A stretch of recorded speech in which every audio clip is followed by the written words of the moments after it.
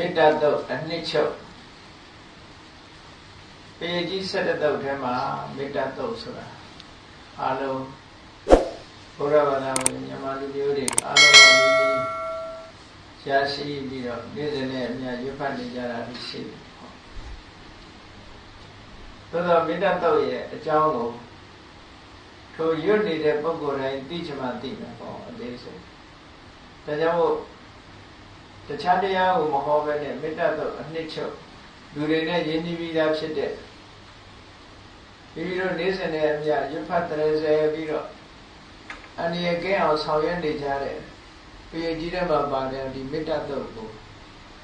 အနှစ်ချုပ်ပြီးတော့ဟောရင်ကောင်းပါပဲလို့ဆိုပြီးတော့ဒီတရားကိုရေးလိုက်တာပါမေတ္တာတုတ်မှာ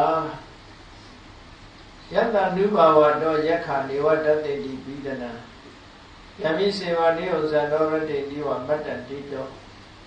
ဒုက္ခသုတိတုတ်တော်သပပံကေစိနပတ္တိဧဝပါတိကုလူပေတံပရိတံတမ္ပနမဟေဆိုတဲ့စကားကမြတ်စွာဘုရားဟောတဲ့စကားမဟုတ်ပါဘူးနောက်ပိုင်းကျတော့မှဒီမေတ္တာတုတ်ကိုရွတ်မယ်လို့ဆိုတဲ့အခါမှာရွတ်ဖတ်တဲ့ဆယ်ခြင်းလောက်အောင်မေတ္တာတုတ်ရဲ့အကျိုးကိုဖော်ပြပြီးတော့ရွတ်ကြမယ်လို့အာဘိစကားပြောကြတဲ့တုတ်ကလေးပါဒီတုတ်တော့မေတ္တာတုတ်ဆိုတာရွှေရမှာတက်တက်မဟုတ်ဘူးပရိတရားတော်လို့ဆိုလို့ရှိရင်များသောအားဖြင့်ဘုရားဘာသာဝင်မြန်မာနိုင်ငံနေမြန်မာလူမျိုးတွေဟာပရိတရားတော်ကိုရွတ်ဖတ်ခြင်းနာယူခြင်းဖြင့်လုံလောက်ပြီလို့ဒီလိုအဓိပ္ပာယ်ယူဆနေကြတယ်ပေါ့မေတ္တာတုတ်ကိုလေ့လာကြည့်မယ်ဆိုလို့ရှိရင်ရွတ်ဖတ်ရမယ်ဆိုတာတော့မပါဘူးနော်အဲ့တော့မေတ္တာတုတ်ရဲ့အနှစ်ချုပ်ထဲမှာကြည့်မယ်ဆိုရင်အနည်းကဲဖို့အတွက်မေတ္တာတုတ်မရွတ်ရဘူးလားဆိုရင်ရွတ်တော့ရွတ်အောင်မနာရဘူးလားဆိုရင်နာတော့နာဘယ်တရားပဲဖြစ်ဖြစ်ရွတ်ဖတ်တဲ့ဆယ်လို့ရှိရင်ရွတ်ဖတ်တဲ့ဆယ်ရဲ့အကျိုးပေါ့နာယူရင်နာယူတဲ့အကျိုးဆိုတာဒီလိုရှိမှာပေါ့နော်ရသော်ဘုရားကပရိတ္တလို့ခေါ်တဲ့ပရိတရားတော်တွေကိုခေါ်တဲ့အခါမှာဘာကိုအဓိကထားပြီးတော့ဟောလို့ဆိုရင်မေတ္တာရဲ့သစ္စာဒီနှစ်ခုကိုအဓိကထားဟောအနည်းကိုကာဝယ်တဲ့အခါမှာမေတ္တာကိုအသုံးပြုပြီးတော့ကာဝယ်တဲ့နည်းစနစ်သစ္စာကိုအသုံးပြုပြီးတော့ကာကွယ်တဲ့နည်းစနစ်ဟာဒီနည်းစနစ်တွေကိုအသုံးပြီးတော့ပရိတရားတော်ကိုခေါ်တာဒါလည်းသဘောပေါက်ထားဖို့လိုအပ်တယ်ပေါ့နော်မေတ္တာလို့ဆိုတဲ့သဘောတရားဟာရွတ်ရမှာမဟုတ်ဘူးပွားများရမယ့်သဘောတရားဖြစ်တယ်ပြောရဆိုရင်သူလည်းကမ္မထာမယ်ညာတော့ပြင်ခုခေတ်ကမ္မထာဆိုလို့ရှိရင်ဝိပဿနာတို့ဒီလိုကျင့်ကြံကြိုးကိုအာထုဓမ္မကမ္မထာလို့ကမ္မထာထိုင်တယ်လို့ဒီလိုယူဆနေကြညာအတိများတာကိုပြောတယ်နော်ဒီမေတ္တာပို့နေတာဟာလည်းပဲကမ္မထာမယ်ပေါ့သမထကမ္မထာနဲ့မှပါတယ်ဒါကြောင့်မေတ္တာတုတ်နဲ့ပတ်သက်လာလို့ရှိရင်ပြောရမှာတက်တက်မဟုတ်ဘူးနာရမှာတက်တက်မဟုတ်ဘူးရသော်ဘုရားဟောတဲ့စကားလုံးထဲမှာကြည့်မယ်ဆိုရင်မေတ္တာတုတ်ကိုနေ့စဉ်ရွတ်ဖတ်လို့ရှိရင်အန္တရာယ်ကင်းတယ်မေတ္တာတုတ်ကိုရွတ်ဖတ်တာကိုနာရင်အန္တရာယ်ကင်းတယ်လို့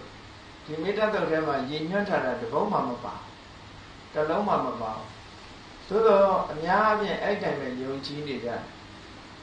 ဘုဂုဆရာတော်ကြီးပြောတဲ့စကားလုံးနဲ့ပြောရမယ်ဆိုလို့ရှိရင်တို့လူတွေကတောက်ဆေးကိုလိမ့်ဆေးလုပ်နေကြတယ်လို့ပြောတောက်ရမှာကိုမတောက်ဖဲနဲ့လိမ့်ဆေးအဖြစ်အသုံးပြုနေလို့ရှိရင်အကျိုးသက်ရောက်မှုအားနဲ့မှာပေါ့နော်အဲတောက်ရမယ်ဆေးကတောက်ကိုတောက်မှသူကအကျိုးသက်ရောက်မှုဖြစ်မှာပေါ့အဲ့တော့မေတ္တာဆိုတာဘာဝနာတရားပဲသို့တော့မေတ္တာဟာကာယကံမေတ္တာဝစီကံမေတ္တာမနောကံမေတ္တာလို့ရှိတဲ့ထဲမှာကာယကံမေတ္တာဆိုတာလမ်းသွားရင်ကနေပြီးတော့လမ်းပေါ်မှာရောက်နေတဲ့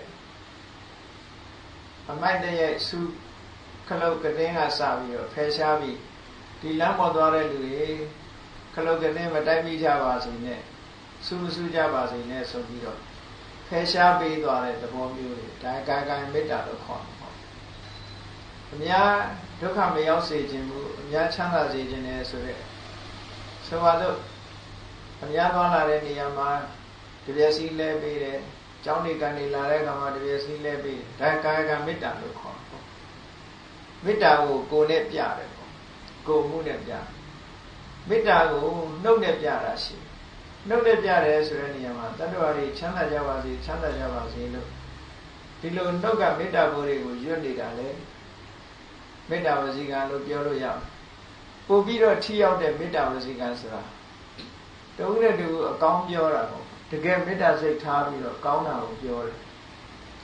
မကောင်းတဲ့စကားမပြောဘူးတူအတင်းမပြောဘူးနော်ကောင်းကျိုးချမ်းသာကိုရစေတဲ့အပြောမျိုးတွေကိုပြောပေးတယ်အကြံကောင်းဉာဏ်ကောင်းတွေပေးတယ်ဒါမေတ္တာဝစီကံလို့ဒီလိုပြောရမေတ္တာမနောကံဆိုတာကြတော့ခုနကပွားများအားထုတ်အောင်ဘာဝနာအလုပ်အနေနဲ့ပွားများဒီသုတ်တံမှာမြတ်စွာဘုရားကမေတ္တာဘာဝနာပွားတော့မယ်ဆိုလို့ရှိရင်ထိုမေတ္တာဘာဝနာပွားမဲ့ပုဂ္ဂိုလ်ဟာဘယ်လိုရည်သွေးတွေရှိရမယ်ဆိုတာကိုမြတ်စွာဘုရားရှင်းဥစွာဟောထားအထက်ကရာဆရာတို့နောက်ဆရာများကနေပြီးတော့ရေးထားတဲ့ခုနကဂါထာနပုဒ်ကဒါမေတ္တာရဲ့အကျိုးကိုဖော်ပြတဲ့စကားတွေပေါ့ယတ္တနုဘဝတောယက္ခနေဝတ္တတိပိဒနံမေတ္တာတို့ရဲ့အစွမ်းတကူကြောင့်သို့မဟုတ်မေတ္တာရဲ့အစွမ်းတကူကြောင့်နတ်တွေကပဲဖြစ်စေဘလူတွေကပဲဖြစ်စေဘယ်ပုဂ္ဂိုလ်တွေကပဲဖြစ်စေဒီကောအနာဘာဝရှိတဲ့ပုဂ္ဂိုလ်တွေကကြောက်เสียလန့်เสียတွေကိုမပြကြဘူးတဲ့မေတ္တာတက်ရောက်တဲ့ပေါ့နော်ကိုမချောက်မှန်ဘူးလို့ဒီလိုပြောတာယံမိစေဝနုယုံဇံတော်ဆိုတာအဲ့ဒီမေတ္တာဘာဝနာလုပ်ငန်းမှာစင်စက်မပြတ်ကြိုးပမ်းအထောက်မယ်ဆိုလို့ရှိရင်တဲ့ဒုက္ခံသုပတိချမ်းသာတာအေးရမယ်တုတ်တော်စပပံကေစီနပတ္တိအိပ်ပြောင်းနေတဲ့အချိန်မှာလည်းပဲအိမ်မဆိုးတွေမမက်ဘူးတဲ့ချမ်းသာအိပ်ဆက်ချမ်းသာနေရလို့အိမ်မဆိုးကင်း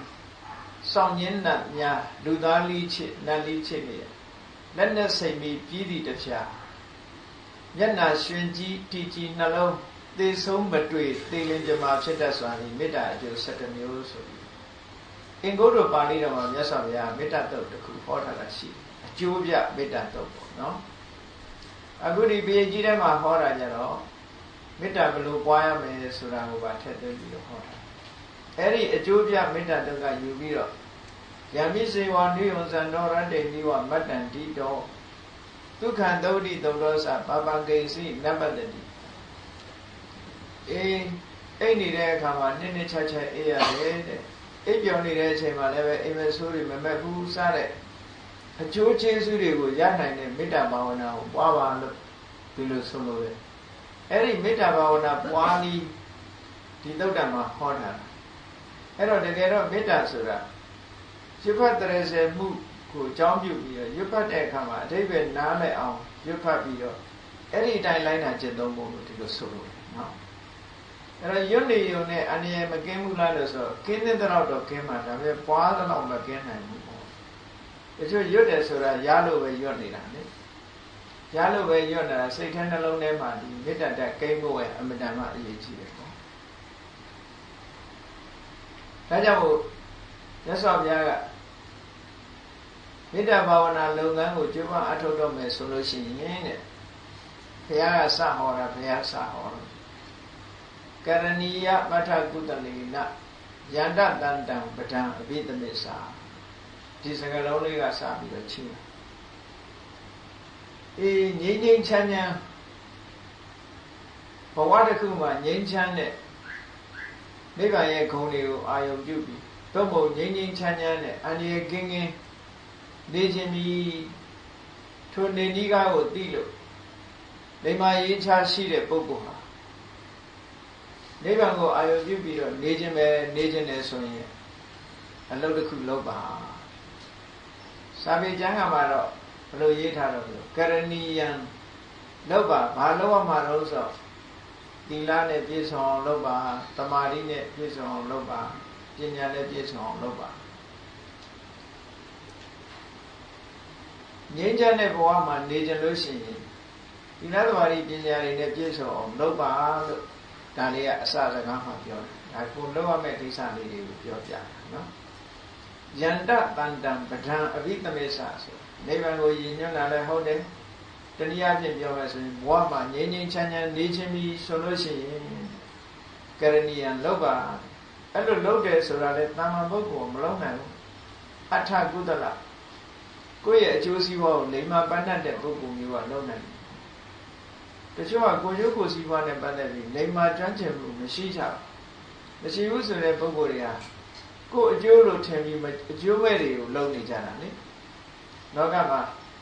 ဥပမာအယက်တေစာတောက်စားတယ်ဆိုတဲ့ပုဂ္ဂိုလ်တဦးတယောက်မူရစေပါသူကတော့သူ့အကျိုးလို့ထင်တယ်သို့တော့အကျိုးဆွဲဥတဲ့အလုပ်တွေလုပ်နေတာ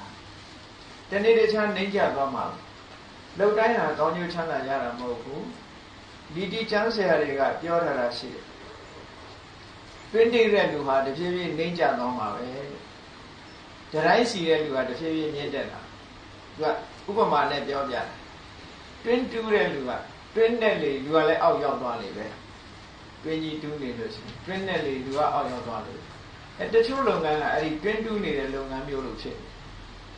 အဲ့ဒါမျိုးကြတော့အထကုသလလိမ္မာကျွမ်းကျင်သူလို့မဆိုနိုင်ဘူးကိုလုပ်တဲ့အလုပ်ကနေကိုပြန်ပြီးတော့ဒုက္ခပေးသွားတာအောက်တန်းကျစေတယ်ပေါ့အဲ့လိုပုံကိုယ်တွေလောကမှာအများကြီးရှိတယ်အဲ့ဒီပုံကိုယ်မျိုးတွေကြတာအထကုသလလို့ပြောလို့မရဘူးလိမ္မာကျွမ်းကျင်တယ်လို့ပြောလို့မရဘူးခုနဥဒ္ဒတိုင်းစီတဲ့ပုံကိုယ်တွေကြတော့ဒီတဖြည်းဖြည်းမြင့်တက်လာပုတ်တွေမြင့်တက်လာလေသူကလည်းမြင့်တက်လာတယ်မမြင်လို့မရဘူးအဲ့ဒီဥပမာနှစ်ခုလိုပဲကိုနှိမ့်ကြအောင်မလုပ်ဘဲနဲ့ကိုမြင့်မြတ်အောင်လုပ်တယ်ဆိုတာကိုပေါ်မှာမူတည်တယ်အဲ့ဒါအထကုသလဒီဒါကြောင့်ဘဝမှာအကျိုးရှိနဲ့ငြိမ်းချမ်းချမ်းနေခြင်းပြီဆိုလို့ရှိရင်လုံးတဲ့လုံးထိုက်တာတွေကိုလုပ်ပါတဲ့အဲ့ဒါလို့လုပ်တော့မယ်ဆိုရင်အကြီးချင်းတွေကဘာတွေလိုအပ်တယ်မေတ္တာဘာဝနာနဲ့ပတ်သက်လာလို့ရှိရင်လိုအပ်တဲ့အရေးချင်းလေးတွေကိုမြတ်စွာဘုရားဟောပြရွေရင်ဖာရင်ဒါလေးကိုနှလုံးသွင်းကြည့်ပါနော်တက်ကောဥစုစသူဟုစုစသူဝေသောသတ္တမုဒ္ဒနတ္တိမာဒါလေးတွေပြည့်စုံအောင်လုပ်ဖို့တက်ကောဆိုတာစွမ်းနိုင်သူဖြစ်ရမယ်စွမ်းနိုင်တယ်ဆိုတာအလုပ်တစ်ခုကမ္မဋ္ဌာန်းအလုပ်ပဲဖြစ်ဖြစ်ကောင်းတဲ့အလုပ်ကိုပဲဖြစ်ဖြစ်စွမ်းနိုင်သူဆိုတာကျမ်းမာလူပြောတာနော်ကျမ်းမာရေးကောင်းအောင်မယ်ဗราဏိယင်ကတရား၅ပါးမြတ်စွာဘုရားဟောတဲ့ထဲမှာစွမ်းနိုင်သူဆိုတဲ့နေရာမှာယုံကြည်ချက်ရှိသူဟာလည်းစွမ်းနိုင်သူဖြစ်တယ်နံပါတ်1ကိုလုံးတဲ့လုပ်ငန်းပေါ်မှာယုံကြည်ချက်ရှိရမယ်နံပါတ်2ကကျမ်းမာတဲ့ပုဂ္ဂိုလ်ဖြစ်ရမယ်နံပါတ်3ကကောက်ကျစ်ဆင်းလဲသူမဖြစ်ရဘူးအဲ့တော့ဒီနှစ်ခုထဲမှာတက်ကောစွမ်းနိုင်သူဆိုတဲ့နေရာမှာဘယ်လိုဟာစွမ်းနိုင်တာလို့မေးလို့ရှိရင်ဟောယုံကြည်ချက်ပြင်းထန်တဲ့ပုဂ္ဂိုလ်ဟာလည်းစွမ်းနိုင်ပြီပဲဒီအလုံးတစ်ခုသူအောင်မြင်အောင်လုပ်မှာသူကယုံကြည်ချက်ရှိတာယုံကြည်ချက်ရှိပြီးတော့ကျမ်းမာတဲ့ပုဂ္ဂိုလ်နောက်တစ်ခုကကြိုးပမ်းအထောက်မှုလုံလဝိရိယကောင်းတဲ့ပုဂ္ဂိုလ်နောက်တစ်ခုကကိုလုပ်တဲ့လုပ်ငန်းနဲ့ပတ်သက်ပြီးတော့စဉ်းစားဆင်ခြင်နိုင်တဲ့အသိပညာရှိတဲ့ပုဂ္ဂိုလ်ဟောတာတွေကကျွမ်းကျင်သူစွမ်းနိုင်သူလို့ပြောအောင်ဒီရည်သွေးတွေကိုယ်တဏ္ဍာမှာရှိမလားမရှိသေးရင်ရှိအောင်လုပ်အောင်ရည်သွေးဆိုတာတချို့ကလေ့ကျင့်ပေးရတယ်လေ့ကျင့်မပေးလို့ရှင်မရဘူး physical exercise တောင်မှလေ့ကျင့်ရတာလေသူကပဲလမ်းလျှောက်တာလည်းလေ့ကျင့်တာလည်းဘောလုံးကန်တာလည်းလေ့ကျင့်တာကျန်တဲ့အားကစားတွေလည်းလေ့ကျင့်ရတာမလေ့ကျင့်ရင်တော့ဘာမှမဖြစ်ဘူးထို့တူပဲစိတ်ဓာတ်ကိုလည်းအာယုန်နဲ့တွဲကပ်ပြီးတော့လေ့ကျင့်ပေးတာလေ့ကျင့်ပေးလို့ရှိရင်ပထမခက်ပေမဲ့နောက်ကျတော့လွယ်သွားတာဒီဒါကြောင့်တက်ကစွမ်းနိုင်သူဖြစ်ရမယ်တဲ့ဒါလိုအပ်တယ်မေတ္တာဘာဝနာပွားရမယ်ဆိုလို့ရှိရင်စွမ်းနိုင်သူပုဂ္ဂိုလ်ဖြစ်ရမယ်နောက်တစ်ခုကဥစုစာဖြောင့်မတ်သူဖြစ်ရမယ်ဖြောင့်မတ်သူဆိုတာဘယ်လိုပုဂ္ဂိုလ်မျိုးရိုးသားဖြောင့်မတ်သူဆိုတာမြန်မာစကားမှာလူရိုးလို့ပြောလို့ရှိရင်လူအလို့အဓိပ္ပာယ်ရောက်သွားတယ်ရိုးသားဖြောင့်မတ်သူဆိုဥစုစာစိတ်ဓာတ်ကဖြောင့်မတ်တယ်ဖြောင့်မတ်တယ်ဆိုတာဘယ်လိုပုဂ္ဂိုလ်မျိုးလို့ဆိုရင်ဖြောင့်မတ်ခြင်းဒီကောက်ကျစ်ခြင်းဆင်းလဲခြင်းဆိုတဲ့ တရားမျိုးမရှိအောင်ကန်းနေပေါ့နော်ကန်းနေမဖြစ်ဘူးအဲ့ဒါဗราဏိယင်္ဂတရားအင်္ဂါထဲမှာသူကအတထောအမာယဝီတထဆိုတာကောက်ချစ်တယ်ပြောကောက်ချစ်တယ်ဆိုတာဘာကိုပြောတာလဲဆိုကိုမရှိတဲ့ဂုဏ်ကိုထုတ်ဖော်တယ်မရှိဘဲနဲ့အရှိလုပ်ပြီးတော့ပြောတယ်ဒီကနေ့ခေတ်မှာပြောရဆိုကြွားတယ်ပေါ့နော်ဝါကြွားပြီးတော့ပြောတယ်မရှိတာကိုသူများကကိုယ်အထင်ကြီးအောင်မရှိတာကိုအရှိလုပ်တယ်ဟောဗတ်ဆံမချမ်းသာဘဲနဲ့ဗတ်ဆံချမ်းသာတဲ့ပုဂ္ဂိုလ်မျိုးခိုက်ဖမ်းတယ်ပေါ့နော်အပြောဆိုမျိုးလုပ်တယ်ပေါ့ပညာမရှိဘဲနဲ့ပညာရှိတဲ့ခိုင်မျိုးသီလမရှိဘဲနဲ့သီလရှိတယ်ဆိုတဲ့ပုံစံမျိုးချို့အဲ့ဒါမျိုးဟာအရှိကိုအတိုင်းမပြသည့်အတွက်ကြောင့်လေလီမှုတရားအနေနဲ့သူ့ကိုတာထေးရလို့ခေါ်တယ်ကောက်ချစ်ဆင်းလဲတယ်လို့ပြောတာနော်နောက်တစ်ခုကမာယာတဲ့မာယာဆိုတာကိုယ်ရှိတဲ့အဖြစ်ကိုဖုံးတာကိုလုံးထားတဲ့အဖြစ်ကိုလူမသိစေခြင်းလို့ဖုံးတာကျတော့မာယာလို့ခေါ်တယ်အဲ့ဒါမျိုးမရှိစေရဘူးတဲ့ရိုးသားဖြောင်းမှတ်တဲ့ပုဂ္ဂိုလ်ရှိရမယ်ကိုမရှိတာကိုမရှိဘူးပဲကိုမှားတာလုံးပြီးလုံးပြီးတာပဲဖြောင်းမှတ်တဲ့ပုဂ္ဂိုလ်ဖြစ်ရမယ်ဒါကိုပြောတာရိုးသားဖြောင်းမှတ်တယ်ဆိုတာဥစုရိုးသားဖြောင်းမှတ်ရမယ်တရားထုတ်တဲ့ပုဂ္ဂိုလ်ကမရိုးသားဘူးဆိုလို့ရှိရင်သူသမာဓိမရပဲနဲ့သမာဓိရပါတယ်လို့ report လုပ်ချင်လို့မှာဟုတ်အဲ့တော့ဆရာကဘယ်လိုလုပ်ပြီးတော့သူ့အခြေအနေမှန်လို့အကုန်သိမယ်ကမ္မထမ်းစစ်တဲ့အခါမှာလို့နော်သမာဓိမရပဲနဲ့ရတယ်လို့ထင်အောင်ဒီလိုမှမျိုးပြောတာမျိုးကဒါမရိုးသားဘူးလို့ဒီလိုပြောတာပေါ့နော်အေးဒါကြောင့်ဥစုဖြောင်းမှတ်ရမယ်သူဟုစုတိတ်ကိုဖြောင်းမှတ်ရမယ်ဆိုတာဥစုဖြောင်းမှတ်တယ်ဆိုတာကိုယ်မူရနဲ့လည်းပဲဖြောင်းစင်းတယ်နှုတ်မူရနဲ့လည်းပဲဖြောင်းစင်းတယ်သူဟုစုဆိုစိတ်ဓာတ်ပါဖြောင်းမှတ်တယ်လို့ဒီလိုပြောတာ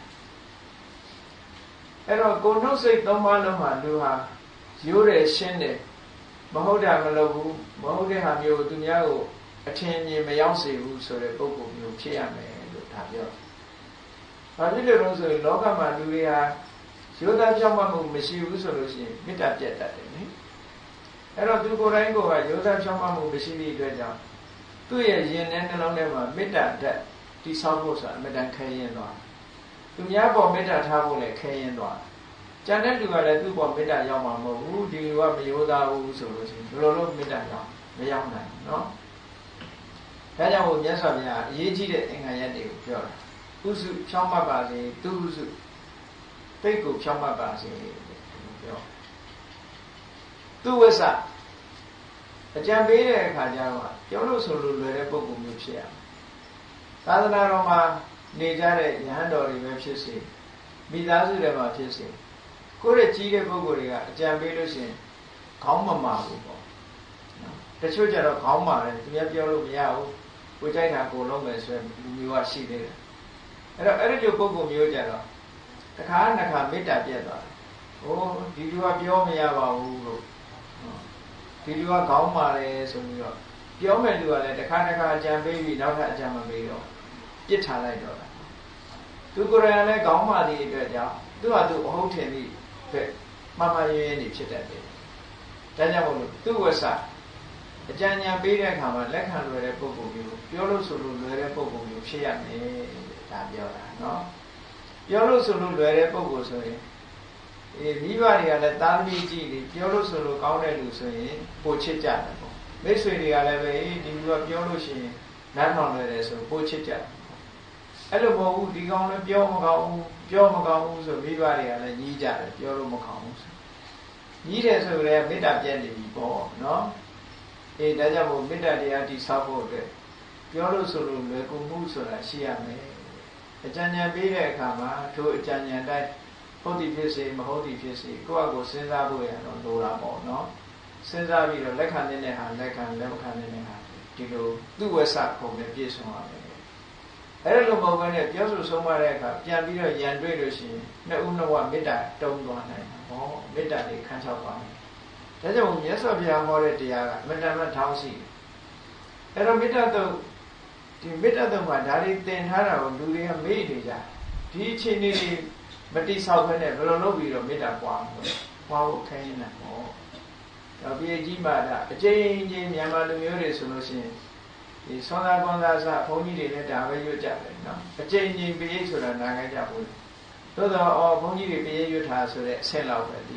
ကိုဘာလို့ရမလဲဆိုတာမသိတာမသိအဲ့ဒါကြောင့်မို့လို့အမှန်တမ်းအဓိပ္ပာယ်ရှိတယ်အလုတ်ကိုလောက်အောင်မလုံးလို့မရဘူးတဲ့နော်သူဝေသောသတ္တဘုဒ္ဓဆိုတာဟိုလူညံ့တိမ်မွေးမှုကိုပြောတာလူညံ့တိမ်မွေးရဲဆိုတဲ့နေရာမှာတိမ်မွေးတာကိုဆုံးလို့လေလူပြောလူညံ့ဆိုတဲ့အဓိပ္ပာယ်မျိုးကိုဆိုတာမဟုတ်ဘူးဘုဒ္ဓဆိုတာလူညံ့ရမယ်တိမ်မွေးရမယ်စကားပြောတာပဲဖြစ်စေပြောဆိုဆက်ဆံတဲ့အခါမှာဖြစ်စေတိမ်မွေးတယ်လူညံ့တယ်ယဉ်ကျေးတယ်ပေါ့ခုခေတ်လို့ဆိုလို့ရှိရင်ပိုလိုက်ပေါ့နော်ပိုလိုက်ဖြစ်ဖို့လိုတယ်ပေါ့ပိုလိုက်ဆိုရင်လူမုန်းတယ်လေဒီကိုယ်တိုင်လည်းကျမ်းနဲ့လူမယဉ်ကျေးဘူးမလိမ္မာဘူးဆိုရင်ကောင်းချင်တယ်မုန်းတယ်သူကလည်းမုန်းတယ်ဘယ်လိုလုပ်မှမေတ္တာနှလုံးသားတည်ဆောက်လို့ရမှာပေါ့ဒါကြောင့်ဒါလည်းအရေးကြီးတဲ့အချက်ဖြစ်တယ်လူညံ့သိမ်မွေးရမယ်အနတ္တိမာနိမမောက်မှလွန်ရဘူးတဲ့လွန်ကဲတဲ့မာနမရှိရဘူးဒီနေရာမှာမာနမရှိရဘူးလို့ဘုရားကမဟောပဲနဲ့အလွန်မောက်ပါတဲ့မာနမရှိရဘူးလို့ဆိုတဲ့နေရာမှာအဓိပ္ပာယ်ရှိတယ်ပေါ့မာနဆိုတာထားတဲ့မာနမထားတဲ့မာနနှစ်ခုရှိတယ်ထားတဲ့မာနဆိုတာကတော့အကုသိုလ်ကြီးပဲကောင်းတော့ကိုယ်ရည်ချင်းနဲ့ပတ်သက်ပြီးတော့အတွေးအထင်တွေကိုမာနလို့ခေါ်တယ်အဲထားတဲ့မာနဆိုတာဘယ်လိုဟာလို့လဲ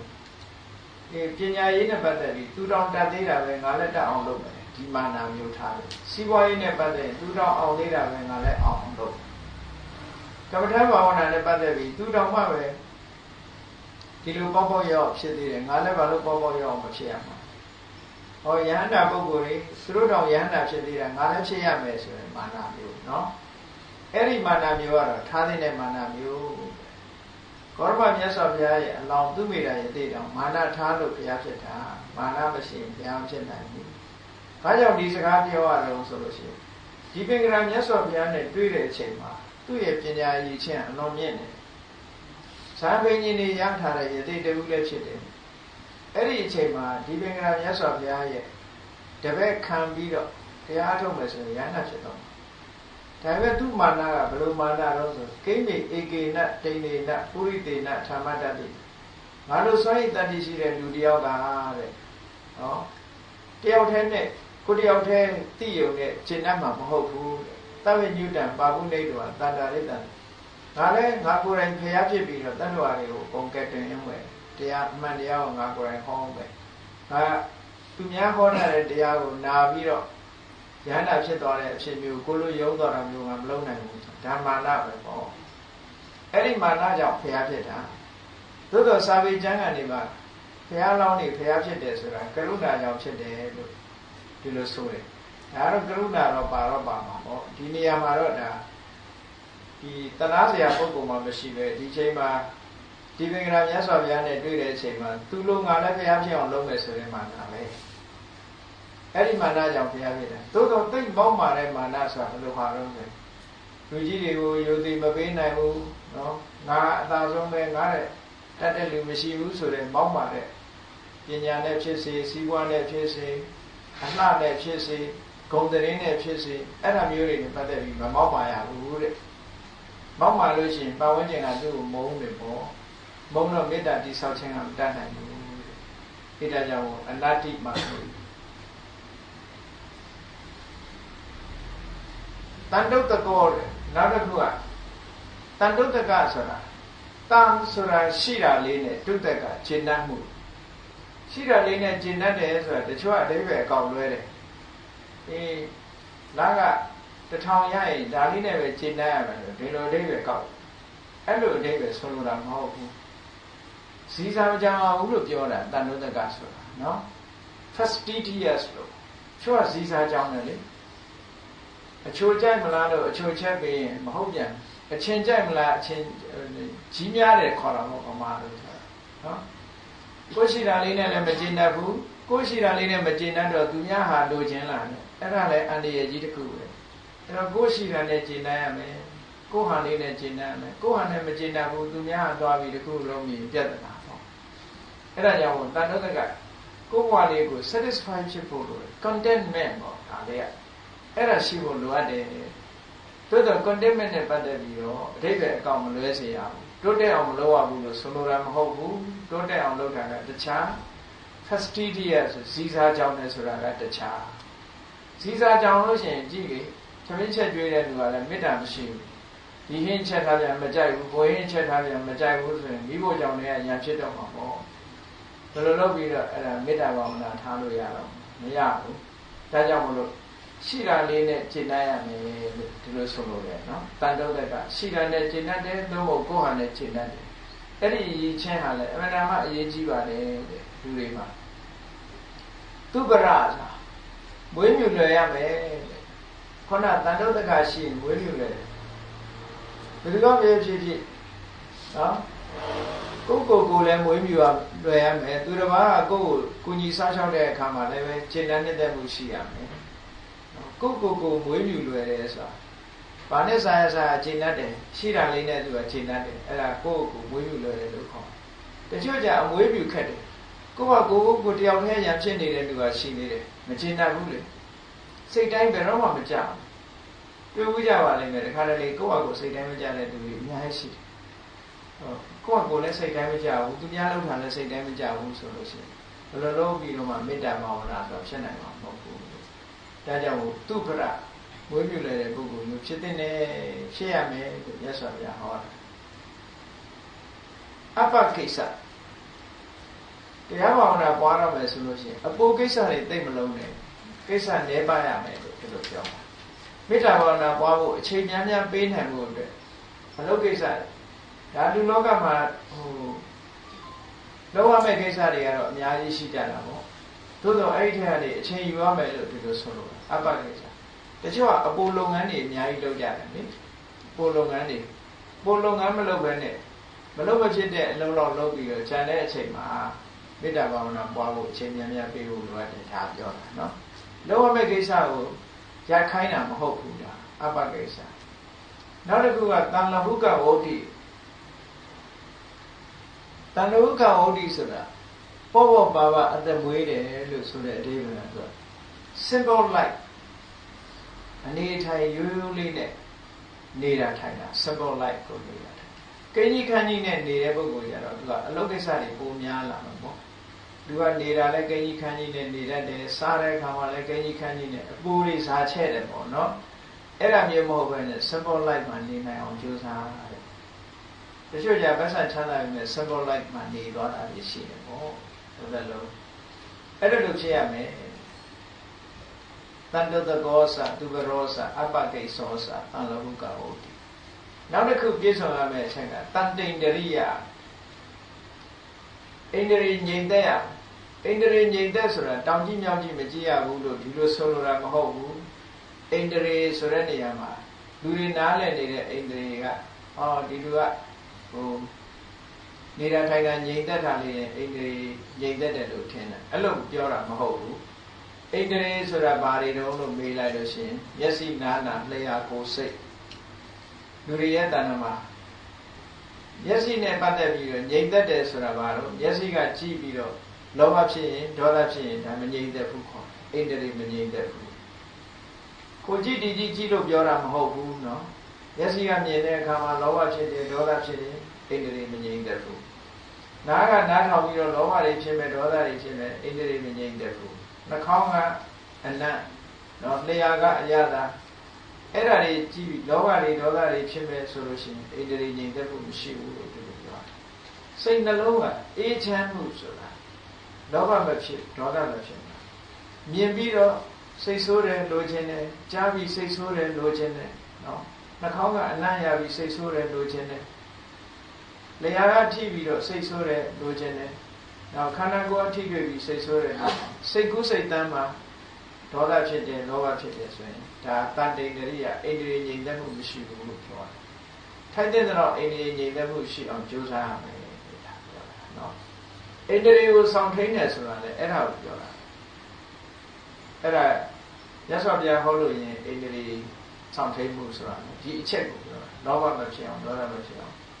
တတ်နိုင်တဲ့နေရာတွေကိုထိန်းချုပ်ဖို့လိုအပ်တယ်လို့ပြောတာနိပကောဆိုတာအသိပညာရင့်ကျက်လာအောင်ကြိုးစားရမယ် ဓမ္မနဲ့ပတ်သက်ပြီးသိပညာရင့်ကျက်အောင်ကြိုးစားပေးဖို့လိုတယ်ဒါဖြင့်ပညာဆိုတာဘယ်လိုနည်းနဲ့ရနိုင်လို့ဆိုဟောတရားနာခြင်းဖြင့်လည်းပညာရတယ်တရားဓမ္မကိုဆင်ခြင်စဉ်းစားခြင်းဖြင့်လည်းပညာရတယ်လက်တွေ့ကျင့်သုံးလေ့လာခြင်းဘာဝနာအဖြစ်နဲ့ပညာရတယ်အဲ့ဒီပညာတွေကိုပဲသုတ္တမယပညာတရားနာတယ်စာအုပ်တွေဖတ်တယ်အဲ့ဒီကနေပညာရတယ်စိန္ဒမယပညာတရားနဲ့ပတ်သက်ပြီးကြံစည်တွေးတောမှုရှိတယ်ရသော်ဖြင့်စိန္ဒမယပညာဆိုတာသူတစ်ပါးစီကဘာမှမကြားဘူးပဲနဲ့ကိုယ်ပိုင်ဉာဏ်နဲ့စဉ်းစားတာတရားဓမ္မနဲ့ပတ်သက်လာလို့ရှိရင်ဘုရားလောင်းနေတာဒီစိန္ဒမယပညာဆိုတာရှိတယ်လောကီဘက်ကတော့ရှိကောင်းရှိနိုင်တယ်ပေါ်တူတယ်နောက်ဘာဝနာမယပညာဆိုတာဒီလိုကြားနာပြီးတဲ့အခါမှာလက်တွေ့ကျင့်သုံးရမယ့်ကိစ္စကိုလက်တွေ့ကျင့်သုံးပေးတာဒါဘာဝနာမယလို့ခေါ်တယ်အဲ့ဒါလိုပညာဟာအစစ်စစ်ကြိုးစားအထောက်မှဒီနိဗ္ဗာန်ဆိုရင်ရင့်ကျက်တဲ့ပညာမျိုးရနိုင်တယ်ဟောမေတ္တာတုံးမှာမြတ်စွာဘုရားကမေတ္တာမပွားခင်ဒါတွေလိုအပ်တယ်ဒီပုဂ္ဂိုလ်ဒီလိုအရေးချင်းတွေကိုယ်တဏ္ဍာမှာဖြစ်အောင်လုပ်ပါတဲ့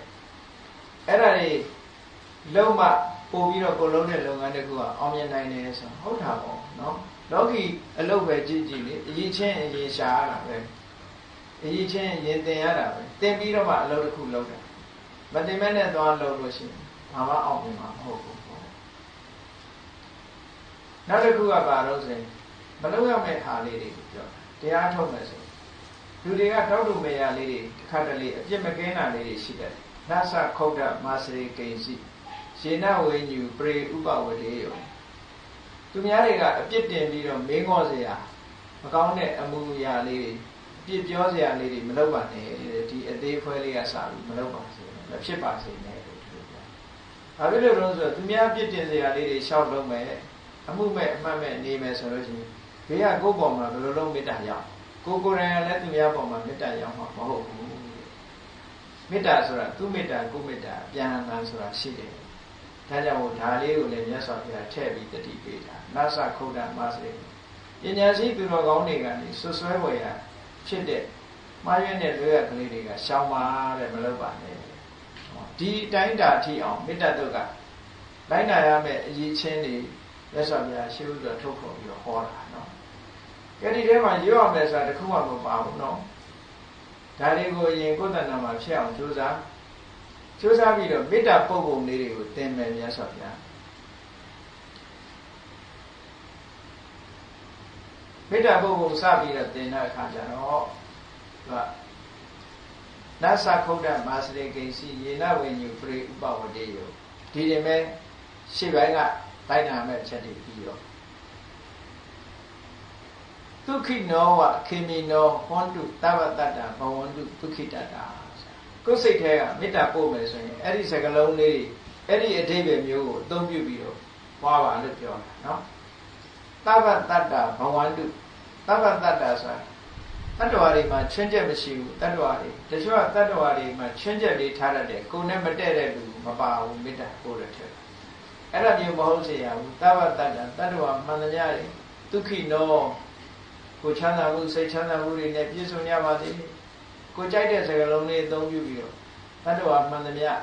ချမ်းသာကြပါစေခေမိနောတတ္တဝါမှန်တရားဘေးကင်းကြပါစေတစ်ခုပဲဖြစ်ဖြစ်နှစ်ခုပဲဖြစ်ဖြစ်ကိုကြိုက်တဲ့စကားလုံးလေးတစ်ခုကိုသုံးပြီးတော့ဒုက္ခိတတ္တာစိတ်ချမ်းသာမှုနဲ့ပြည့်စုံကြပါစေလို့ဟောမေတ္တာပုဂ္ဂိုလ်၃မျိုးဒီနေရာမှာမြတ်စွာဘုရားပြဒုက္ခိနောခေမိနောဒုက္ခိတတ္တာတတ္တဝါအားလုံးမှာချမ်းသာပါစေခေမိနောဘေးရန်ကင်းကြပါစေဒုက္ခိတတ္တာဘဝန္တုစိတ်ချမ်းသာမှုနဲ့ပြည့်စုံကြပါစေလို့အဲ့ဒီစိတ်ဓာတ်ကလေးအမြဲမပြတ်ဖြစ်နေအောင်လုပ်နေတာကိုဘာဝနာလို့ပြောတာအခါတည်းဖြစ်ရုံမဟုတ်ဘူးပထမ10စက္ကန့်ဖြစ်တယ်နောက်ထပ်ဒုတိယ10စက္ကန့်နောက်ထပ်တတိယ10စက္ကန့်စက္ကန့်ပေါင်းများသွားတာဒါဘာဝနာလို့ခေါ်တယ်ဒီစိတ်ကလေးကြီးပဲထပ်တလဲလဲကိုယ်တဏ္ဍာမှာဖြစ်နေအောင်ကြိုးစားပါမေတ္တာပို့เสียတတ္တဝါအာယုန်နဲ့စိတ်ကလေးကိုလေ့ကျင့်ပြီးတော့ချမ်းသာပါစေချမ်းသာပါစေချမ်းသာပါစေဘုံဘုဘေးကင်းကြပါစေဘေးကင်းကြပါစေအားလုံးတတ္တဝါတွေကိုအာယုန်ပြုပြီးနောက်ဆုံးမှာတဖြည်းဖြည်းတိုးချက်သွားလို့လည်းရတယ်ကိုယ်နဲ့ကိုယ်ပတ်ဝန်းကျင်ကိုအရင်ပို့မယ်နောက်ပြီးရင်ပြန်တဲ့ မြင်ရတဲ့တ attva တွေရောမမြင်ရတဲ့တ attva တွေရောအကုန်လုံးတ attva မှန်မှန်များဒီလိုဆိုလိုပဲပေါ့တဖြည်းဖြည်းတိုးချဲ့ပြီးတော့ပို့သွားဒီနေရာမှာမေတ္တာပုဂ္ဂိုလ်လေးမြတ်စွာဘုရားစပြီးတော့ဟောတယ်ပြီးတဲ့အခါကျတော့တိုးချဲ့ပုံကိုပြတယ်ယေကေစီအာနဗုတ္တိတတဝါထာဝရဝနဝတေတာဒီကဝါယေဝမဟန္တာမျက်စိမာရတ္တကယုကတိမာတဲ့ဒါတတ္တဝအမျိုးစားတွေလိုက်မေတ္တာပုဂ္ဂိုလ်တွေကိုပြောတာခုနကတော့သဗ္ဗတ္တတတ္တဝမှန်သမျှအလုံးကိုချုံးပုံပြီးကမ္ဘာလောကမှာရှိကြတဲ့လူတွေတွေမကဘူးလူကြီးတန်ပေါင်း6000ရှိတယ်6000ကျော်ရှိတယ်အဲ့ဒါတွေကိုလည်းအောင်ပြုတယ်တိရစ္ဆာန်တွေတန်ပေါင်းများစွာရှိတယ်ဒါတွေကိုလည်းအောင်ပြုတယ်လက်ရှိတတ္တဝမှန်သမျှအကုန်လုံး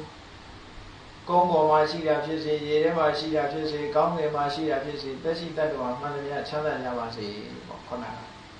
အခုကကြတော့ယေကေစီပါဏဗုတ္တိလောကကြီးမှာရှိတဲ့တတ္တဝတွေတဲ့ယေကေစီပါဏဗုတ္တိအဲ့ဒီလောကကြီးမှာရှိတဲ့တ attva တွေကိုနှစ်ပိုင်းခွဲလိုက်တယ်သုံးပိုင်းခွဲလိုက်တယ်အမျိုးအစားလိုက်မေတ္တာပို့ဖို့ပြော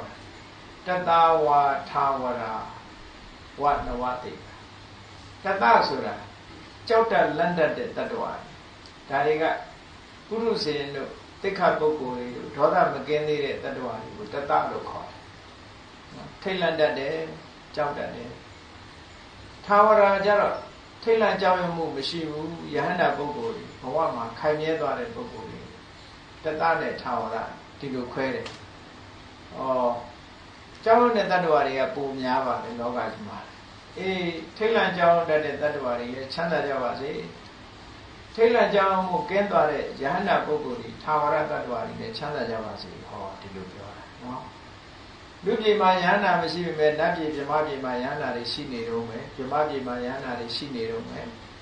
အဲ့တော့အဲ့ဒါတွေအာယုံပြုပြီးတော့မေတ္တာပွားတယ်ဒီနေရာမှာ interpretation တစ်မျိုးရှိသေးတယ်အဲ့ဒါမမှန်ကန်တဲ့ interpretation ဒီစကားလုံးကိုဘုရားဘာသာကသုံးတာမဟုတ်ဘူးဘုရားနဲ့ခေတ်ပြန်တခြားဘာသာစကားတွေမှာလည်းသုံးတယ်သူတို့ကြတော့တတဆိုတာ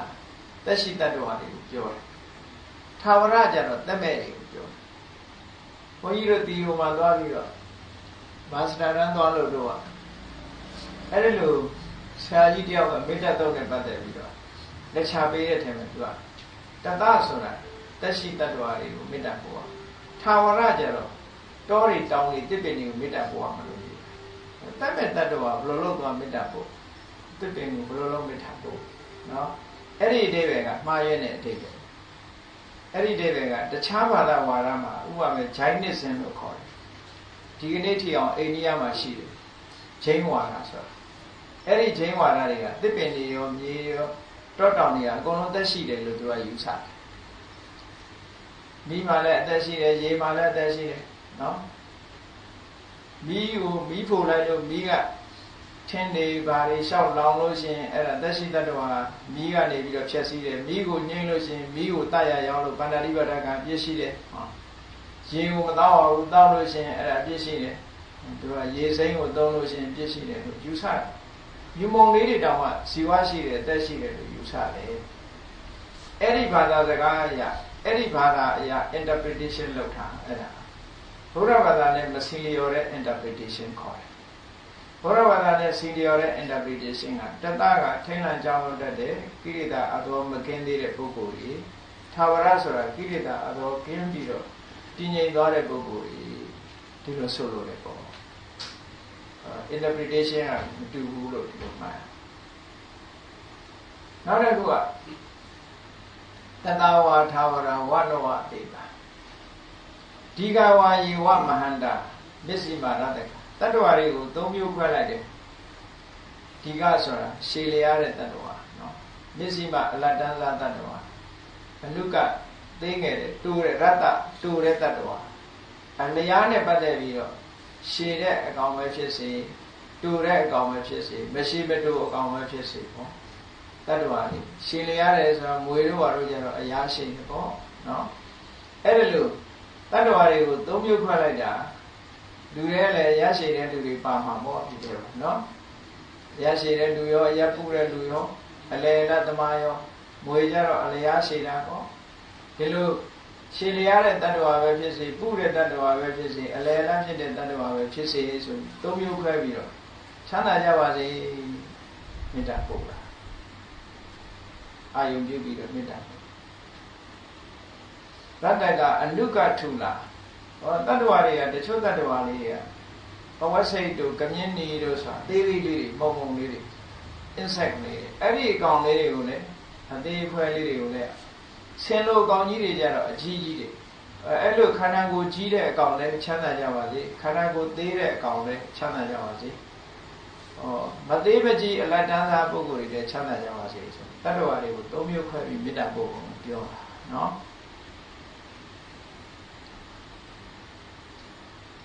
ဒီကဝါယေဝမဟန္တာမစ္စည်းမရတ္တကအနုကထုလာ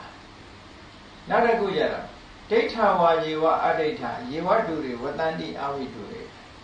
မြင်ရတဲ့တတ္တဝါကိုမျက်စိနဲ့မြင်ရတဲ့တတ္တဝါတွေရှိတယ်လို့မမြင်ရတဲ့တတ္တဝါတွေအများကြီးရှိတယ်ပေါ့အဲ့ဒါကြောင့်မို့လို့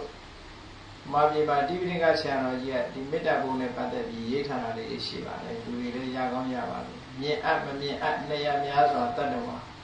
ချမ်းသာကိုယ်စိတ်မြဲပါစေကိုမြင်ရတဲ့တ attva ပဲဖြစ်စေမမြင်ရတဲ့တ attva ပဲဖြစ်စေယဉ်တိတ attva ပဲဖြစ်ဖြစ်ချမ်းသာဒုက္ခရကြပါစေလို့မေတ္တာပွားပါ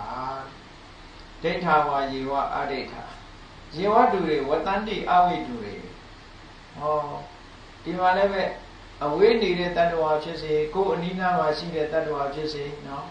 အဝေးနေအနီးနေအဲ့ဒီနှစ်ထွေးများစွာတ attva ချမ်းသာကိုယ်စိတ်မြဲကြပါစေလို့မေတ္တာပို့ဖို့ပြောတာကိုယ်နဲ့နီးမှမဟုတ်ဘူးတဲ့ဘုဒ္ဓဝတ္တမဝေတိဝသဗ္ဗတတ္တဘဝန္တုဒုက္ခိတတ္တဘုဒ္ဓဆိုတဲ့တ attva နဲ့တမ္ပဝေတိဆိုတဲ့တ attva နှစ်မျိုးခွဲထားဘုဒ္ဓဆိုတော့ grow up ခန္ဓာကိုယ်ပြည့်ပြည့်ပြင်းပြင်းအရွယ်အစားပြည့်ပြည့်ဝဝဖြစ်ထားပြီးသား grow up လို့ခေါ်ဆိုပါတော့ဘုဒ္ဓဆိုတာလူသားနဲ့ပြောမယ်ဆိုလို့ရှိရင်မိခင်ဝါကနေမွေးလာတဲ့ပုဂ္ဂိုလ် grow up အဲ့ဒါမဟုတ်ဘဲနဲ့ fetus အဆင့်ဆိုလို့ရှိရင်တော့ grow up မဖြစ်သေးဘူးပေါ့နော်နောက်တစ်ခါစတင်နေလို့ရှိသေးတယ်အင်္ဂါခြေလည်းမစုံသေးဘူးဆိုတဲ့အချိန်မှာတမ္ပဝေတိပေါ့ပြည့်ပြည့်စုံစုံဖြစ်လာပြီဆိုလို့ရှိရင်ဘုဒ္ဓဒါကအဓိပ္ပာယ်တစ်ခုနောက်အဓိပ္ပာယ်တစ်ခုကတမ္ပဝေတိဆိုတာကဘဝတစ်ခုမှာသူကတရေတည်ဖို့အခြေအနေဖြစ်နေတဲ့ပုဂ္ဂိုလ်ဘုဒ္ဓဆိုတာတရေတည်ပြီးတော့ဖြစ်လာတဲ့ပုဂ္ဂိုလ်ဥပမာမဲ့ကျက်ဥတွေပါလေဆိုလို့ရှိရင်ကျက်အကောင်မပေါက်သေးဘူးဥထဲမှာရှိနေတယ်ဆိုရင်တော့ဒါတမ္ပဝေတိပဲအဆင့်ပေါ့ကျက်ကောင်လေးဖြစ်လာပြီဆိုရင်ဘုဒ္ဓပေါ့နော်အဲ့ဒါလို့တတ္တဝါအလုံးကိုခြုံပြီးငုံမိအောင်ဘုဒ္ဓနဲ့တမ္ပဝေတိတို့ဒီလိုနှမျိုးခွဲပြီးတော့ဟောထားတယ်နောက်တနည်းအားဖြင့်ဘုဒ္ဓဆိုတာထင်ထင်ရှားရှားဖြစ်ပြီးသားတမ္ပဝေတိဆိုတာဖြစ်ဖို့ရအတွက်ရှားကြမ်းနေတဲ့ပုဂ္ဂိုလ်တန်တရားထဲမှာနောက်ဖြစ်ကြအောင်ပါဘိဒဆိုတာဖြစ်ပြီးသားဆိုတော့ယန္တာပုဂ္ဂိုလ်တွေကိုလည်းဘုဒ္ဓလို့ပြောလို့ရတယ်တမ္ပဝေတိဆိုတာပုရုဇဉ်တ attva တွေကနောက်ဖြစ်အောင်မှာမို့ဘဝဟာဆုံးသက်သေးဘူးလို့ဒီလိုအဓိပ္ပာယ်မျိုးနဲ့လည်းပဲယူပြီးတော့တ attva တွေချမ်းသာကြပါစေဟောဒါတွေကအကုန်လုံးဒီတိုင်းပဲပို့ရမှာလားလို့ဆိုတော့မဟုတ်ဘူးအကုန်လုံးလုပ်ဖို့မလိုဘူးကိုကြိုက်တဲ့စကားလုံးလေးတစ်ခုပဲသုံးပြီးတော့ဝါရမှာပဲဒီစာထဲမှာပါတာကဤအမျိုးမျိုးမြတ်စွာဘုရားဟောပြောတာပါဟောပေးတာပါမေတ္တာဘာဝနာပွားတာတ attva တွေအာယုံပြုပြီးတော့ပွားဖို့ပဲဘယ်တ attva ပဲဖြစ်ဖြစ်ပွားလို့ရတယ်လို့ပြောနောက်ချမ်းသာကြပါစေဆိုတဲ့စကားလုံးအပြင်ပွားလို့ရတာဒီနာပရောပရံနိကုတ်ပေထာလောကလူတွေကတယောက်နဲ့တယောက်လိမ်ညာနေကြတာတွေကရှိတယ်လေလိမ်ညာတယ်လှည့်စားတယ်လောကလူတွေမှာလေနေ့စဉ်နဲ့ညာဟာဘယ်သူမှပြင်ညာသွားပြန်ဘယ်သူကလိမ်သွားတယ်ဆိုတာဒါတွေရှိတာပေါ့နော်အဲ့ဒါကြောင့်မို့လို့အဲ့ဒီလိုဖြစ်လို့ရှိရင်ကြံတဲ့လူကစိတ်ဆင်းရဲမကြံရဘူးလားစိတ်ဆင်းရဲကြံရတဲ့အဲ့ဒါကြောင့်မို့လို့မေတ္တာဘာဝနာပွားတဲ့အခါမှာလေနာပရောပရဏိကုတ်ပေတာတယောက်ကနေတယောက်ကိုမလိမ်ကြပါစေနဲ့မတိစားကြပါစေနဲ့ချင်းချင်းဆက်ဆံတဲ့အခါမှာယူသားကြပါစေဆိုရယ်အားလေးလည်းမေတ္တာထည့်ဖို့လိုအပ်တယ်နော်မေတ္တာပို့ဖို့တစ်မျိုးပြောတယ်နာပရောပရဏိကုတ်ပေတာနာတိမညေထကတ္တစီနာကံစီ ဘသူကိုဘာအတွက်နဲ့မှအထင်မြင်မသေးပါစေနဲ့လူတွေကလည်းတယောက်တယောက်အထင်မြင်သေးတတ်တယ်ပညာဉာဏ်နှိမ့်ကြလို့ဖြစ်စေသို့မဟုတ်စီးပွားရေးနှိမ့်ကြလို့ဖြစ်စေအလုပ်ကိုင်နှိမ့်ကြလို့ဖြစ်စေနှိမ့်ကြမှုကိုအကြောင်းပြုပြီးတော့တယောက်တယောက်အထင်သေးမှုတွေဖြစ်တတ်တယ်။ဘာကိစ္စနဲ့မှဘသူကိုမှအထင်သေးမှုမဖြစ်ကြပါစေနဲ့။အထင်သေးမြင်သေးခြင်းဒီ look down လုပ်ရင်ခံရတဲ့လူကမေတ္တာပြတ်တယ်။နော်ဘယ်လိုမှမေတ္တာမထားနိုင်ဘူး။ look down လုပ်တဲ့လူကလည်းမေတ္တာမရှိလို့ look down လုပ်တာပဲ။အဲ့ဒါကြောင့်မလို့နှုတ်နှုတ်ကမေတ္တာပြည့်စရာအကြောင်းဖြစ်ပြီးအတွက်ကြောင့်အဲ့ဒါမျိုးတွေမဖြစ်ပါစေနဲ့လူတွေရဲ့စိတ်ထဲမှာတို့လူအထင်မြင်သေးတာမျိုးမဖြစ်ပါစေနဲ့ဘယ်အကြောင်းကြောင့်မှမဖြစ်ပါစေနဲ့ပညာရေးကြောင့်ဖြစ်စေစီးပွားရေးကြောင့်ဖြစ်စေညီသည့်အကြောင်းကိစ္စကြောင့်မှလူတွေကတို့လူအထင်မြင်သေးတာမျိုးမဖြစ်ပါစေနဲ့ဗျာရောတနာပဋိကတင်ညာနေညပညာတဒုက္ခမိစေယဗျာရောတနာဆိုတာစောကားတာနော်ဗျာရောတနာပဋိကတင်ညာဆိုတာမုန်းတီးတာစောကားတာနဲ့မုန်းတီးတာတွေအဲ့ဓာတွေနဲ့တူတူဒုက္ခဖြစ်အောင်မလုပ်ကြပါစေနဲ့နေညပညာတဒုက္ခမိစေယဘုသူရဲ့ဒုက္ခဖြစ်မှုကိုမှလောကလူတွေကလူတွေရောက်ဒုက္ခဖြစ်သွားတာကိုကြိုက်တဲ့လူကရှိသေးတာနော်ဒီလူဒုက္ခရောက်အောင်လုပ်လိုက်မယ်ဆိုရင်လူတွေကတချို့ကကိုယ်တမင်းကိုစားပြီးအဲ့လိုလုပ်တဲ့လူကရှိသေးတယ်နော်လူတယောက်ဒုက္ခရောက်အောင်ချလိုက်မယ်ဆိုရင်စိတ်ဓာတ်မျိုးတွေရှိတယ်အမှန်တမ်းရုပ်ညံ့တဲ့စိတ်ဓာတ်မျိုးတွေရှိအဲ့ဒီစိတ်ဓာတ်မျိုးတွေကိုဖယ်ရှားနိုင်အောင်မြတ်စွာဘုရားကမုန်းတိလို့ပဲဖြစ်စေဘာကြောင့်ပဲဖြစ်စေတယောက်တယောက်ဒုက္ခဖြစ်အောင်မလုပ်ကြပါစေနဲ့လူတယောက်ရဲ့ဆင်းရဲမှုကိုမလိုလားမိပါစေနဲ့ဆိုတတ္တဝါတွေပေါ်မှာဒီလိုမေတ္တာထားတာနော်ခုခေတ်မှာဒီကနေ့မှာ terrorism ဆိုတာပေါ်လာတော့ terrorist ဆိုတာတရားလူတွေဒုက္ခရောက်အောင်လုပ်တာပဲလေ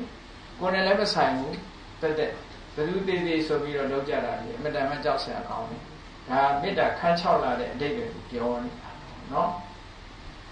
လောကကြီးလူတွေပူနွေးလာတာလူတွေကသိကြတာမေတ္တာခန်းလာတာသိမသိကြဘူးနော်တတိမထားကြဘူးလူတွေရဲ့တဏ္ဍာမှာရှိတဲ့မေတ္တာတွေကခန်းချောက်လာလို့ရှင်တဲ့နှလုံးထဲမှာပူနွေးလာတာကိုတတိထားဖို့လိုရတယ်ပေါ့အပြင်ဗဟိတကဘာကြီးပူနွေးနေတာတော့ဆွေးနွေးပြီးတော့ဟုတ်လားအေးအောင်လုပ်နေကြရှင်ထဲကပူနေတာတော့ဘယ်သူမှဆွေးနွေးပြီးတော့အေးအောင်လုပ်ကြနော်အရေးကြီးဆုံးကရင်ထဲကပူနွေးတာကိုဆိုတယ်နော်အေးကြအောင်လုပ်ရမယ်ဒါကြောင့်ဒီလိုမေတ္တာစိတ်ဓာတ်ကလေးတွေကိုကိုယ်တဏ္ဍာမှာဖြစ်ပေါ်စေရမယ်လို့မြတ်စွာဘုရားဟောတယ်အဲ့ဒါမှကောင်းတဲ့မေတ္တာတုတ်ရဲ့အတိတ်ပဲရွတ်တဲ့အခါမှာဒီအတိတ်ပဲလေးတွေကိုဆင်ခြင်စဉ်းစားပြီးတော့ရွတ်ပြီးတော့ကိုယ်တိုင်ကျင့်သုံးမှုဦးစားပေးရပထမသိအောင်လုပ်တယ်နောက်ထပ်ကိုယ်တိုင်ကျင့်သုံးအောင်အဲ့ဒီမှာဒီလိုဟောပြီးတော့မြတ်စွာဘုရားမေတ္တာဆိုတာဘယ်လောက်ထိအောင်လဲဆိုတာလူနားလည်အောင်ဘယ်လိုမေတ္တာမျိုးလဲဆိုတာမာတယထာနိယံဗုဒ္ဓမာယုတဧကဗုဒ္ဓမနုရခေဧဝံပိသဗ္ဗဗုဒ္ဓေတုမာဝနတံဘာဝေအပရိမာဏဇာမေတ္တာစိတ်ရဲ့သဘောကိုနားမလည်မှဆုံးလို့ဘုရားပြောတာသာသမီတယောက်တည်းထွန်းကားတဲ့မိခင်ဟာထိုသာသမီကိုအသက်ပေးပြီးတော့တောင်းပါပဲစောင့်ရှောက်တယ်လို့ပဲသာသမီများရင်တော့ချစ်စရာတွေများနေတာကလေးတယောက်တည်းမိခင်ဟာအဲ့ဒီကလေးတယောက်တည်းပေါ်မှာပို့ပြီးတော့ချစ်ခင်တယ်ဘယ်လောက်ထိအောင်ချစ်ခင်လို့ဆိုရင်သူသေးခြင်းသေးပါစေငါသားသမီးမသေးပါစေနဲ့ဆိုတဲ့စိတ်ဓာတ်မျိုးဖြစ်အောင်မွေးတယ်ပေါ့အဲ့ဒါကိုမာတာယထာနိယံဗုဒ္ဓမာယုတအာယုတအသက်နဲ့ကိုအသက်ပေးပြီးတော့ဆောင်းလျှောက်တယ်လို့ပြောတာနော်အဲ့ဒီလိုရဲ့မိခင်ရဲ့မေတ္တာဟာဒီကလေးပေါ်မှာထားတဲ့မိခင်ရဲ့မေတ္တာဟာဘလောက်ကြီးမားတယ်အဲ့ဒီမေတ္တာရဲ့မိခင်ရဲ့မေတ္တာလိုပဲတဲ့တတ္တဝါတွေပေါ်မှာထားနိုင်အောင်ကြိုးစားပါတဲ့မာနတံဘာဝေအပရိမာဏအတိုင်းအတာကန့်သတ်မရှိတဲ့မေတ္တာမျိုးတတ္တဝါတွေအားလုံးပေါ်မှာဖြစ်အောင်လုပ်ပါတဲ့ဘာဝေဆိုဖြစ်အောင်လုပ်ပါတိုးပွားလာအောင်လုပ်ပါလို့ပြောဒါရွတ်ခိုင်းတာမဟုတ်ဘူးနော်ဒီမေတ္တာမျိုးမေတ္တာတို့ကအကျဉ်းပေါင်းများများစွာရွတ်နေကြပြီမဲ့လို့မေတ္တာဒီကိုယ်စိတ်ထဲမှာမေတ္တာနှလုံးသားတဲ့မေတ္တာအခြေစိုက်ဖို့ရတတိမရကြဘူးများတော့အပြင်ရွတ်ယုံလေးနဲ့တည်းပဲအန္တရာယ်ကြီးကင်းနေပြီလို့ထင်နေကြတယ်နော်ဟောမြတ်စွာဘုရားကကြည်တည်တုတ်တံမှာမာနတံဘာဝေအပရိမာဏအတိုင်းအတာကန့်သတ်မရှိတဲ့မေတ္တာစိတ်ကိုထားပါဖြစ်အောင်လုပ်ကြပါလို့ပြောတာနော်ကဲဒါဖြင့်နောက်ဆက်ပြီးတော့ဟောသေးတယ်နော်ဘာဝေအပရိမာဏမေတ္တင်သသဗ္ဗလောကတမိ မာနတံဘာဝေအပရိမတလောကလုံးပေါ်မှာအဲ့ဒီမိခင်စိတ်ဓာတ်မေတ္တာမျိုးထားနေအောင်သဗ္ဗလောကတိမာနတံဘာဝေအပရိမဥဒ္ဒံအဒောစတိရိယေစအတ္တံဘာရံအဝေရမတ္တပတ္တအယမျက်နှာနဲ့ပြောလိုက်မယ်ဆိုရင်အထက်အရာမှာပဲရှိအောက်အရာမှာပဲရှိအထက်အောက်ကြားမှာပဲရှိဥဒ္ဒဆိုတာအထက်ဒောဆိုတာအောက်တိရိယဆိုတာအလဲဘယ်နေရာမှာပဲရှိလောကမှာရှိတဲ့မြတ်တ attva တွေအားလုံးကိုချမ်းသာကြပါစေသဗ္ဗလောကတိမာနတံဘာဝေအပရိမဥဒ္ဒံအဒောစတိရိယေစအတ္တံဘာဒံအဝေရမတ္တပတ္တအတ္တံဘာဒံကျဉ်းမြောင်းတဲ့စိတ်မထားရဘူးမေတ္တာစိတ်ကအလွန်ကျယ်ပြန့်တဲ့စိတ်သူ့ပေါ်တော့မေတ္တာထားတယ်သူ့ပေါ်မထားဘူးဆိုတဲ့ကျဉ်းမြောင်းတဲ့စိတ်မရှိဘူးအားလုံးပေါ်မှာတဏှီနဲ့မေတ္တာထားတယ်အဝေရရံမရှိဘူးတဲ့မေတ္တာမှာရံမရှိဘူးဒီနေရာဒီအချက်ကလေးကအမတန်မှအရေးကြီးတယ်လောကမှာလူတိုင်းကဘေးကင်းနေကြတယ်အန္တရာယ်ကင်းနေကြတယ်ရန်ကင်းနေကြတယ်ဒါဖြင့်ရန်ဆိုတာဘယ်ဟာခေါ်တာတော့လို့ဆိုလူတွေအားလုံးသိတာရန်ဆိုတာပုဂ္ဂိုလ်ပဲထင်နေကြတာပေါ့ကိုယ်မှာရန်သူဆိုတာကိုပဲအပြင်ကလာတဲ့ရန်သူကိုပဲရန်သူလို့ထင်တာသို့တော့အဲ့ဒီအပြင်ကလာတဲ့လူကကိုယ်စီရောက်ချင်မှရောက်တယ်နော်တခါတလေပါပြင်ရန်သူကကိုယ့်ကိုတကယ်လို့ရောက်အောင်အန္တရာယ်ပေးအောင်ဒီတဘွားပဲအာယုံပေးလို့ရတယ်သို့တော့ကြောက်เสียကောင်းတာကမိမိရဲ့ရင်ထဲနှလုံးထဲမှာရှိတဲ့အမုန်းတရားဆိုတဲ့ဒေါသရံကပိုကြောက်เสียကောင်းတယ်အပြင်ကရံကကိုယ်စနီးမောင်နှံတယောက်ကွဲအောင်မလုပ်နိုင်ဘူးအတွင်းထဲကအမုန်းရံကလုပ်လို့ရတယ်ပေါ့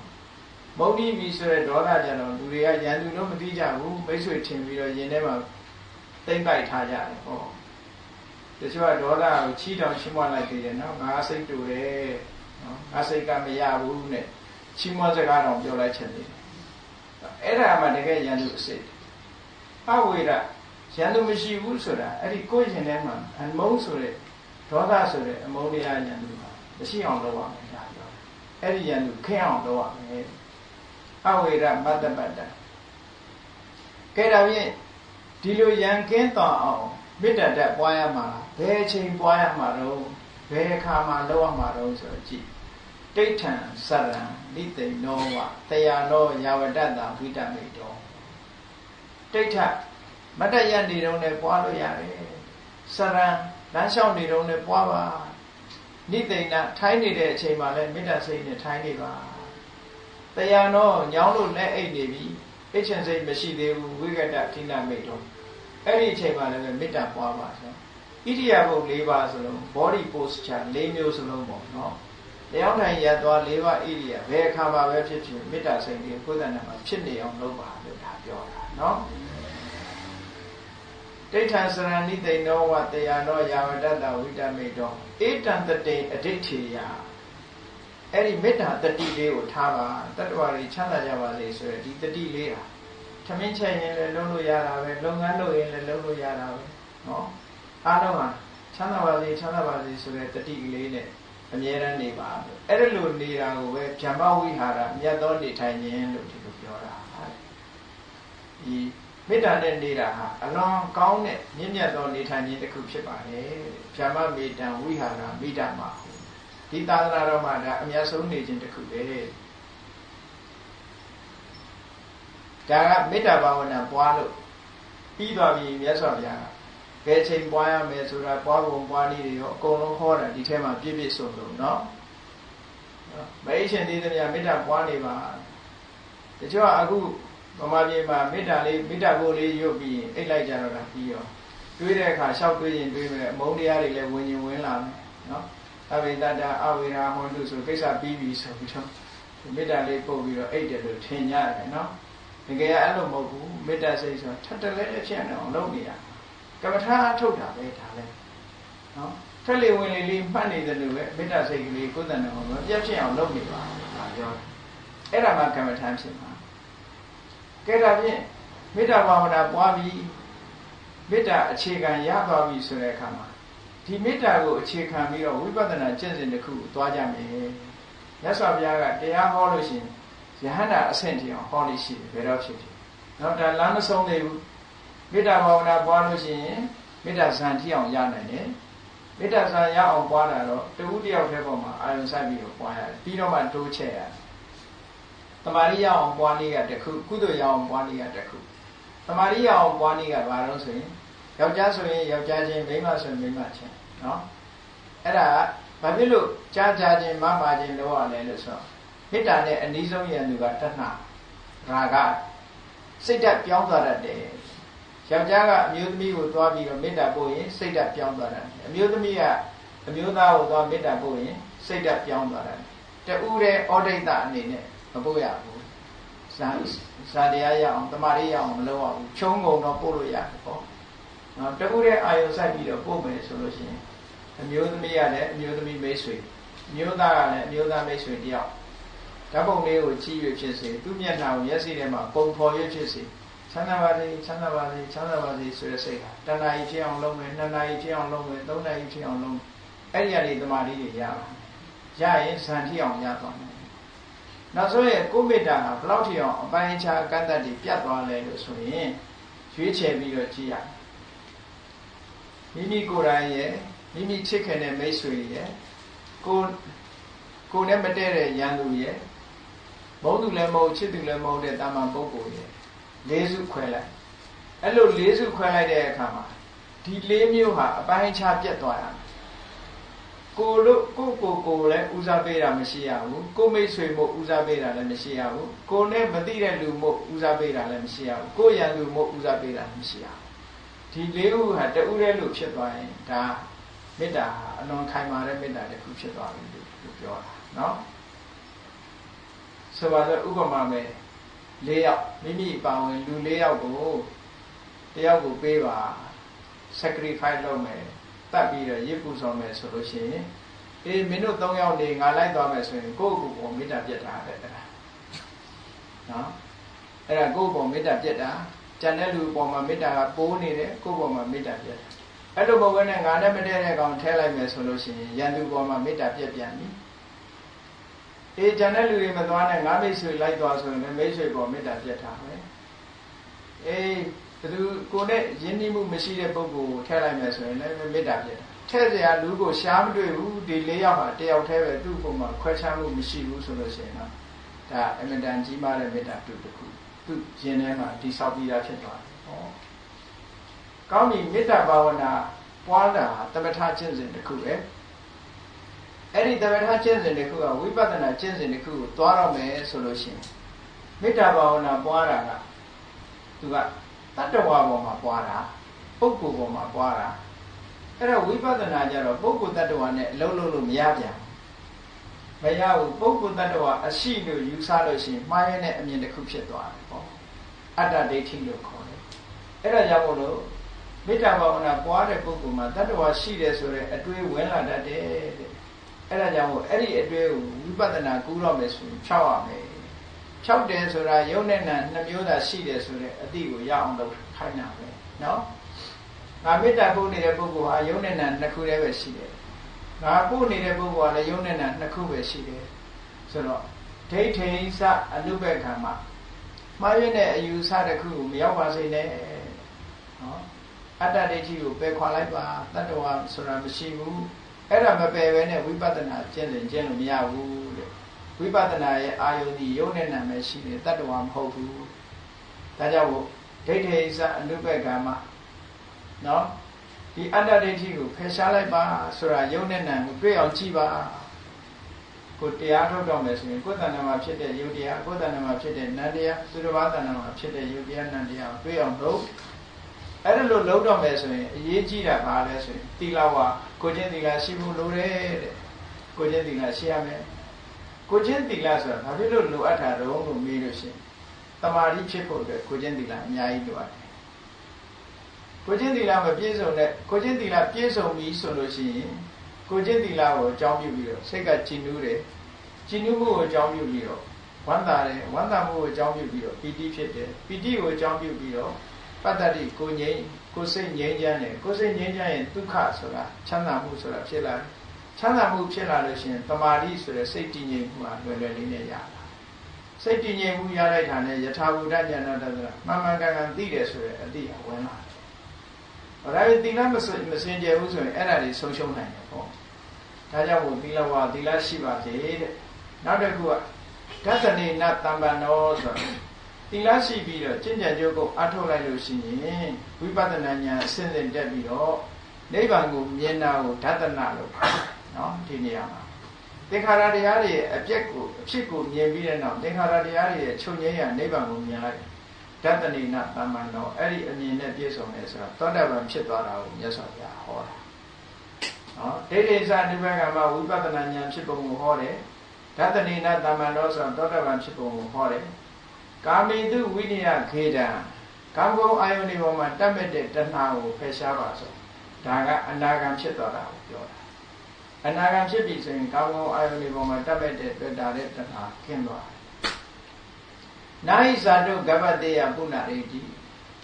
အဲ့ဒီလိုကာမဂုဏ်အာယုန်ဒီပေါ်မှာတတ်မဲ့မှုကျင်းသွားတဲ့အခါမှာဝိပဿနာအရှိန်ပြင်းလိုက်လို့ရှိရင်တဲ့ဘဝတစ်ခုမှာနောက်တစ်ခါဘယ်တော့မှမိခင်ဝမ်းကိုရောက်တော့မှာမဟုတ်ဘူးဘယ်တော့မှပြန်ပြီးမွေးဖွားမှာမဟုတ်တော့ဘူးနာဟိဇာတုကပ္ပတေယပုဏ္ဏရေတိမိခင်ဝမ်းဘယ်တော့မှပြန်မလာရတော့ဘူးရဟန္တာဖြစ်တာကိုပြောတာအဲ့တော့မေတ္တာကိုအခြေခံပြီးတော့ဝိပဿနာကျင့်စဉ်ကိုကျင့်လိုက်လို့ရှိရင်ရဟန္တာဖြစ်အောင်ဖြစ်သွားနိုင်တယ်ဒါကိုပြောတာနော်အဲ့တော့မေတ္တာဘာဝနာပွားပြီးတော့မေတ္တာစိတ်ဓာတ်လေးကိုပဲနန္တရားအဖြစ်ရှုမယ်ထိုနန္တရားရဲ့တရားနှလုံးသားကိုလည်းရုပ်တရားအဖြစ်ပြီးရှုလိုက်မယ်အဲ့လိုရှုလိုက်လို့ရှိရင်ဝိပဿနာဉာဏ်ရင့်ပြီးသောတာပန်ဖြစ်မယ်ထပ်ပြီးတော့ဝိပဿနာဉာဏ်အဆင့်မြင့်လို့ရှိရင်သဂရကအနာဂံဖြစ်မယ်သဂရကအနာဂံဖြစ်လိုက်တဲ့တပြိုင်နက်ကာမဂုဏ်အာယုန်တွေပေါ်မှာတွေ့တာမှုတဏှာကင်းသွားမယ်အဲ့ဒီကနေအဆင့်မြင့်ထပ်ပြီးတော့ကျင့်လိုက်တဲ့ကကိလေသာအသောတွေအကုန်လို့နောက်ဘဝပြန်ပြီးမွေးဖွားခြင်းဆိုတာမရှိတော့ဘူးတဲ့အဲ့ဒီကြတော့မှအပြီးတတ်တယ်ပေါ့ဟောမေတ္တာတုတ်ကအဲ့ဒီနေရာမှာပဲညီကုန်းချုပ်ထားတယ်နော်နာဟိဇာတုကပ္ပတေယပုဏ္ဏရေတိမိခင်ဝံဘယ်တော့မှပြန်မရောက်တော့ဘူးတဲ့ဒီဒါကြောင့်မို့တရားချက်ခင်သူတော်စင်ပြိဿပေါင်းလို့ဒီမေတ္တာအခြေခံတဲ့ဝိပဿနာဉာဏ်ကြီးအောင်စိုက်ကြည့်နိုင်တဲ့ဟောဒီမေတ္တာတုတ်တန်ရဲ့အနှစ်သာရဘိုင်းကိုနာယူပြီးတဲ့အခါမှာဒီမေတ္တာတုတ်ဟာတကယ်ကျင့်ကြံကြိုးကိုအထုတ်ပြီးတော့တို့တွေပွားများကြရမယ်တရားတစ်ခုဖြစ်တယ်ဆိုတာကိုယ်စီသဘောကျပြီးမေတ္တာဘာဝနာပွားများခြင်းဖြစ်တို့မေတ္တာကိုအခြေခံလို့ဝိပဿနာကျင့်စဉ်ကိုကျင့်ခြင်းဖြင့်နိဗ္ဗာန်ချမ်းသာကိုကိုယ်စီကိုယ်ငါမျက်မှောက်ပြုနိုင်ကြပါစေကုန်သတည်းသာဓုသာဓုဒီကမေတ္တာပို့ရအောင်တတ္တဝါများစွာဘေးရန်ကွာချမ်းသာကြပါစေတတ္တဝါများစွာဘေးရန်ကွာချမ်းသာကြပါစေမေတ္တာရေချမ်းသုံးငါဖြံငြိမ်းချမ်းကြပါစေမေတ္တာရေချမ်းသုံးငါဖြံငြိမ်းချမ်းကြပါစေသက်ရှိကျမ်းမာစိတ်ချမ်းသာတို့ရဆန္ဒပြည့်ပါစေသက်ရှိကျမ်းမာစိတ်ချမ်းသာတို့ရဆန္ဒပြည့်ပါစေဓမ္မောတရံပိဝေတဝါနဝိသာတဗ္ဗေတမုဟတာအာဇရမရာတိတိဘာဝံနိဗ္ဗာနံယတုတာရောဓမ္မောတရံလောဘဒေါသမောဟစိတ်တောင်ကင်းပြောက်ကြည်တရားစေကို